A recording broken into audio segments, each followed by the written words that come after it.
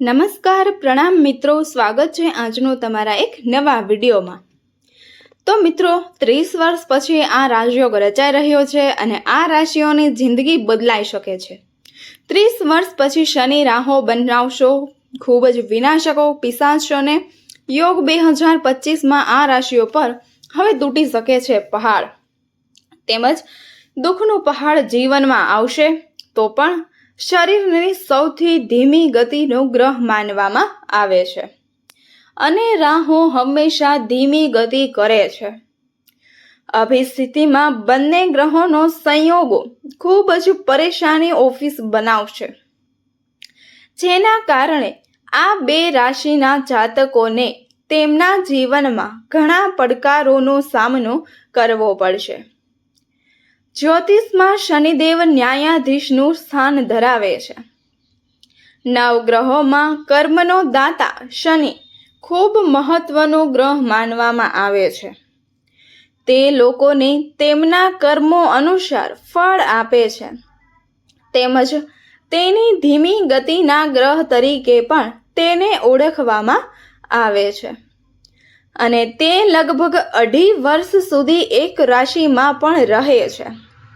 મિત્રો, ગણતરી અનુસાર તાજેતરમાં શનિ ગ્રહ એ કુંભ રાશિમાં સીધો વધ્યો છે આગળ, અને હવે તે વર્ષ 2025 જે આગામી વર્ષ છે તેમાં સંક્રમણ કરશે। અમે તમને જણાવી દઈએ કે શનિ લગભગ 2.5 વર્ષ સુધી એક રાશિમાં રહે છે। આવી સ્થિતિમાં તેમને એક જ રાશિમાં પાછા જવા માટે લગભગ હવે 30 વર્ષનો સમય લાગી શકે છે। તમને જણાવી દઈએ કે વર્ષ 2025માં શનિ 29 માર્ચે સવારે 10:07 મીન રાશિમાં પ્રવેશ કરશે, જ્યાં રાહુ ગ્રહ પહેલેથી જ હાજર છે। મિત્રો, આવી સ્થિતિમાં રહી અને શનિનો મીન રાશિમાં સંયોજક છે, જેના કારણે ખૂબ જ વિનાશક યોગ 2025માં બની રહ્યો છે। આ યોગને ખૂબ જ ખતરનાક યોગ માનવામાં આવે છે, તેમજ આવી સ્થિતિમાં વર્ષ 2025માં કેટલીક રાશિના લોકોના જીવનમાં અનેક પ્રકારની મુશ્કેલીઓ આવી શકે છે। આ સંયોગને કારણે કેટલીક રાશિના જાતકોને ધંધામાં આર્થિક નુકસાન અને નુકસાનનો પણ ઘણો સામનો કરવો પડી શકે છે। તો ચાલો મિત્રો જાણીએ કઈ રાશિ માટે શનિ અને રાહુના સહયોગથી બનેલો પિશાચો યોગ ખતરનાક હવે સાબિત થઈ શકે છે। મિત્રો, ગ્રીક પંચાંગ અનુસાર શનિ ગ્રહ 29 માર્ચ 2025ના રોજ બપોરે 10:07 મીન રાશિમાં પ્રવેશ કરશે, જ્યાં રાહુ ગ્રહ પહેલેથી જ હાજર હશે। આવી સ્થિતિમાં રાહુ પોતાની રાશિ બદલીને પિશાચ યોગ બનશે।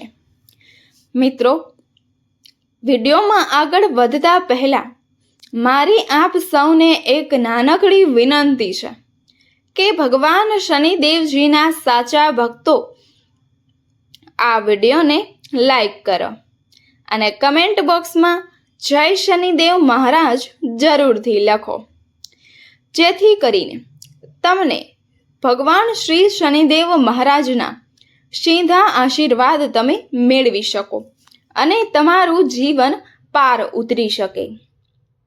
નંબર 1, મીન રાશિ। મીન રાશિના લોકોના ઉદ્ધવગામી ઘરમાં રહો અને શનિનો એ સહયોગ છે। આવી સ્થિતિમાં આ રાશિના લોકોના જીવનમાં થોડી ઘણી ઉથલપાથલ આવી શકે છે।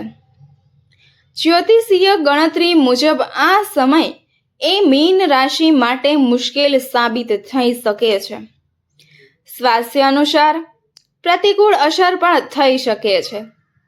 આ સાથે કેટલાક મોટા રોગના સંકેતો એ શરીર સાથે તમારે માનસિક એ સમસ્યાઓનો પણ સામનો કરવો પડી શકે છે અને રાહુનો સહયોગ તમારા સ્વાસ્થ્ય અને પ્રભાવિત પડશે. માનસિક તણાવની સ્થિતિ રહેશે મિત્રો, જેના કારણે અન્ય કામ પણ પ્રભાવિત થશે. શનિનો ગોચર મીન રાશિમાં લોકોના જીવન પર હવે વિપરીત અસર કરી શકે છે. તમારા મનને પણ મૂંઝવી શકે છે. મિત્રો, આ સમયગાળા દરમિયાન તમને તમારા કારકિર્દી ક્ષેત્રમાં સાવધાનીપૂર્વક આગળ વધવાની સલાહ આપવામાં આવી રહી છે. નોકરી અને વ્યવસાય બંને કરતા લોકોએ પોતાના કામમાં હવે પહેલા કરતાં વધુ ધ્યાન રાખવું પડશે. તમારો એક નિર્ણય તમારું જીવન બરબાદ કરી શકે છે. આ રીતે તમારે તમારા કરિયરમાં ઘણું બધું સહન કરવું પડી શકે છે. વરિષ્ઠ અધિકારીઓ અને સહકારીઓ સાથે કોઈ પણ મુદ્દે વિવાદ થઈ શકે છે. તેથી થોડી સાવચેતી રાખવાની જરૂર છે. તમારે વ્યવહારિક જીવનમાં પણ કોઈ પ્રકારની સમસ્યાનો સામનો હવે કરવો પડી શકે છે. તમે જે પણ કામ કરવાની યોજનાઓ તમે બનાવી રહ્યા છો તે યોજનાઓ હવે 2025ના વર્ષમાં બગડી શકે છે. જો તમે સામાન્ય રીતે ધીરજવાન અને સ્થિર હોય છે, તેઓ આ સમય દરમિયાન ચિંતા અને અનિશ્ચિતતાને પણ અનુભવી શકો છો. ગળા અને ગરદન સંબંધિત સ્વાસ્થ્ય સમસ્યાઓ પણ થઈ શકે છે, જેના કારણે તમારા ખર્ચમાં ઘણો બધો વધારો થશે. મિત્રો, શનિદેવ અને રાહુ ગ્રહ તમને ખૂબ જ પરેશાન કરશે. અને અમે તમને એ પણ જણાવી દઈએ કે ઘાતક પિશાચ યોગના અશોક પાસેથી તમને આર્થિક સમસ્યાઓનો સામનો પણ કરવો પડી શકે છે. આ ઉપરાંત નોકરી કરતા લોકોને પગાર, બોનસ વગેરેમાં વિલંબ પણ હવે થઈ શકે છે.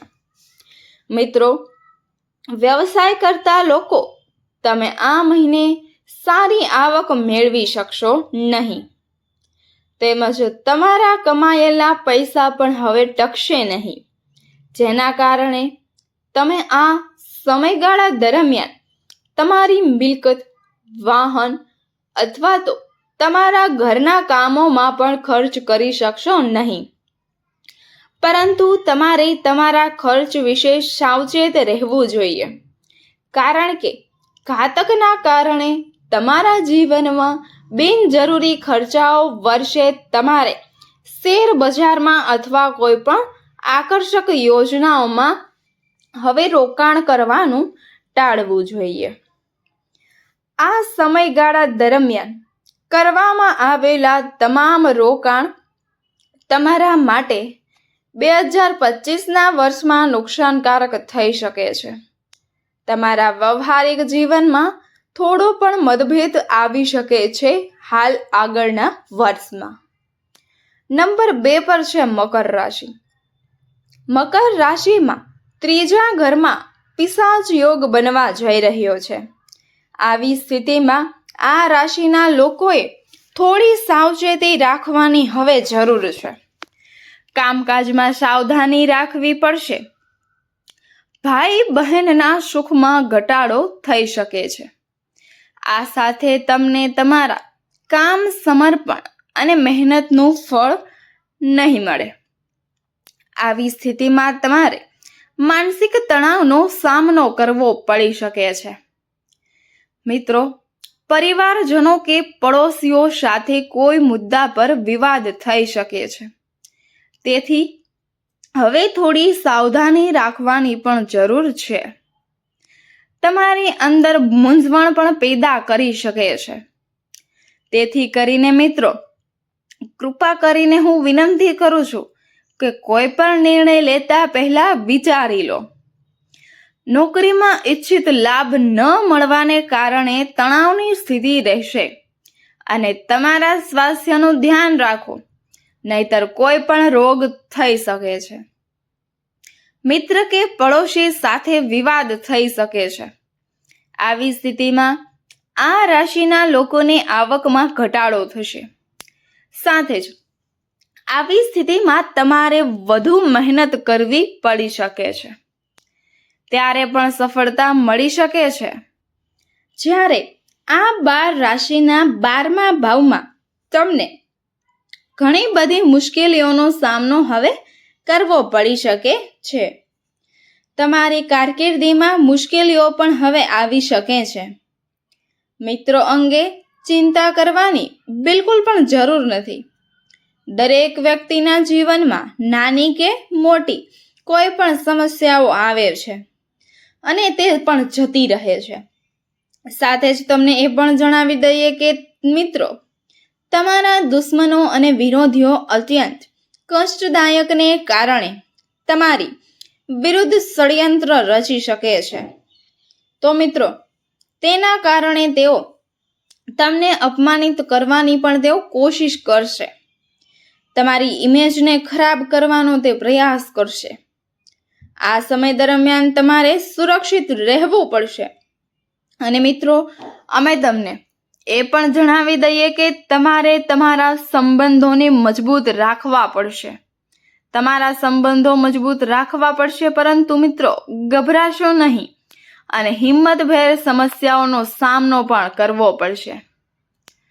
તો મિત્રો, જો તમને અમારો વિડીયો પસંદ આવ્યો હોય તો વિડીયોને લાઈક, શેર અને અમારી યુટ્યુબ ચેનલ દર્શ સ્ટોરીને સબસ્ક્રાઈબ જરૂરથી કરજો. અને કમેન્ટ બોક્સમાં જય શનિદેવ મહારાજ લખવાનું બિલકુલ પણ ભૂલશો નહીં. ફરી મળીશું એક નવા વિડીયો સાથે. તો મિત્રો, આપ સૌનું વિડીયોના અંત સુધી નિહાળવા બદલ આપ સૌનો ખૂબ ખૂબ આભાર. ધન્યવાદ. ફરી મળીશું નવા વિડીયો સાથે.